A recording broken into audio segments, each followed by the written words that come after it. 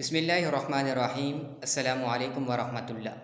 آج کی اس ویڈیو میں ہم کلاس 5 کی سولی سندھی میں سبق پہریوں حمد باری تعالیٰ کے بارے میں پڑھیں گے۔ شروع کرتے ہیں۔ نواں لفظ یعنی اس نظم میں کچھ نئے الفاظ ایڈ ہوئے ہیں، ان کو پڑھتے ہیں۔ سب سے پہلے نیمایوں، اپایو، سگ۔ اب اس نظم کے اشعار کو پڑھ لیتے ہیں۔ یاد رکھیں کہ حمد ایسی نظم ہوتی ہے کہ جس میں اللہ تبارک و تعالیٰ کی تعریف بیان کی جاتی ہے۔ دھڑی جا اسیں گیت گایوں صدا، اگیاں تہنجے سر پڑ نمایوں صدا، اپایو جہ آہے سارو جہان، کیو آہے پیدا زمین آسمان، ہوا باہ پانی ضروری شیوں، اپایو اتھس جے ملن بے ملیوں، وڈائی سندس جا وڈا تھیا بیان، نہ طاقت رکھے تھی اساں جی زبان، اساں کھے ڈے شال سگ سو دھڑی، کریوں یادگیری سندس تاں گھڑی۔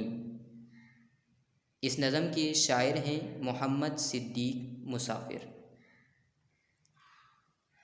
اب اس نظم کے اشعار کا ترجمہ بھی کر لیتے ہیں۔ دھڑی جا اسیں گیت گایوں صدا۔ یاد رکھیں کہ دھڑی اللہ تبارک و تعالیٰ کو کہتے ہیں، تو اس کا ترجمہ یوں کریں گے، دھڑی جا اسیں گیت گایوں صدا، یعنی اللہ تبارک و تعالیٰ کے ہم ہمیشہ گیت گاتے رہیں، یعنی اس کی تعریف کرتے رہیں۔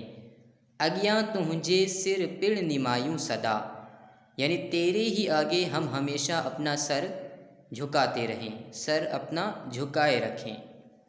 اپایو جہ آئے سارو جہان، یعنی اس سارے جہان کو جس نے اگایا ہے۔